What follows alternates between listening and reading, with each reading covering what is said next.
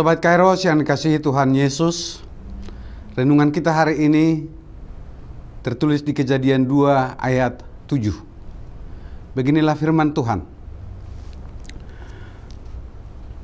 Ketika itulah Tuhan Allah membentuk manusia itu dari debu tanah dan menghembuskan nafas hidup ke dalam hidungnya.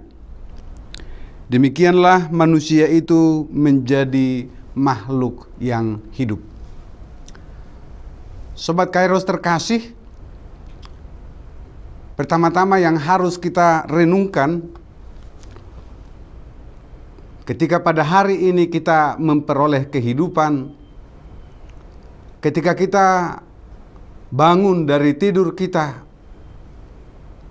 ketika kita dapat beraktivitas di sepanjang hari ini, disitulah kita harus mensyukuri segala karunia Tuhan, karena kita masih diberikan kehidupan oleh Tuhan. Karena memang kehidupan itu hanya berasal dari Tuhan.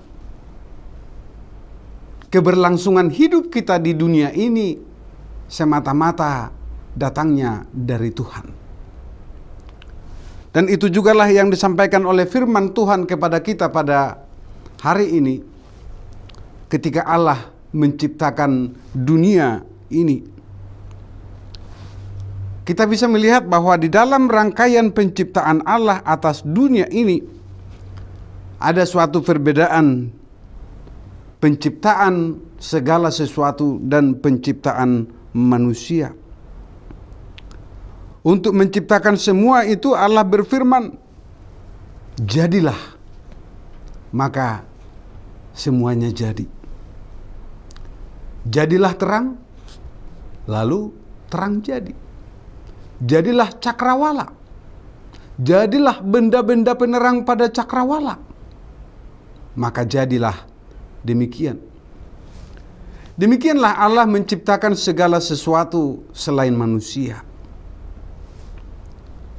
Tetapi di dalam penciptaan manusia terlihat ada suatu upaya yang dilakukan oleh Tuhan, yaitu membentuk manusia itu dari debu tanah dengan tangannya sendiri dan menghembuskan nafas hidup ke dalam hidungnya.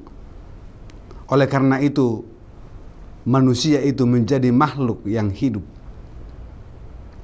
Rangkaian penciptaan Tuhan atas segala sesuatu dan penciptaan manusia hendak menyatakan bahwa manusia tidak dapat terlepas atau dipisahkan dari ciptaan lainnya.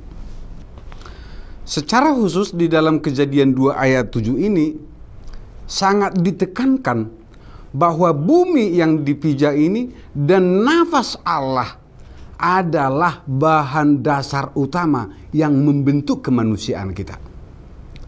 Oleh karena itulah menjadi sebuah tanggung jawab besar bagi manusia untuk memperhatikan, merawat apa yang menjadi asal muasalnya, yaitu bumi ini, tanah di mana kita berpijak serta mengabdi kepada Tuhan, karena dari Dialah kita beroleh kehidupan. Manusia harus sadar bahwa tanpa napas kehidupan yang dari Allah, manusia hanyalah debu yang tiada arti. Namun debu itu akan berharga jika disertai dengan nafas kehidupan yang diberikan Allah. Kita sungguh berharga di dunia ini. Oleh karena itulah manusia disebut sebagai mahkota ciptaan. Karena Allah membentuk manusia itu sungguh berbeda dengan ciptaan lainnya. Itu jugalah yang kita ingat pada minggu ini, di mana kita masih berada pada minggu-minggu Pentakosta, yang hendak menyadarkan kita manusia atas keberadaan Roh Allah yang menguasai kehidupan orang percaya. Ketika Yesus menampakkan diri kepada murid-muridnya, Ia mengembusi murid-muridnya dan berkata, "Terimalah Roh Allah, terimalah Roh Kudus. Yohanes 20 ayat 22. Nafas kehidupan yang dihembuskan Allah kepada manusia dalam penciptaan itu sama dengan hembusan Tuhan Yesus kepada murid-muridnya, supaya manusia itu hidup di dalam roh yang menyelamatkan dan membuat manusia itu berguna dengan berbagai karunia yang diberikan dari roh tersebut. Oleh karena itu, Sobat Kairos terkasih, suatu perbuatan dan pemberian Allah yang begitu besar telah dilakukan kepada kita, umat ciptaannya. Maka kita pun yang telah menerima karunia itu haruslah menghargai kehidupan ini sebagai karunia yang begitu besar, yang harus kita syukuri di sepanjang perjalanan hidup di dunia ini. Selamat beraktivitas Sobat Kairos, Tuhan Yesus memberkati.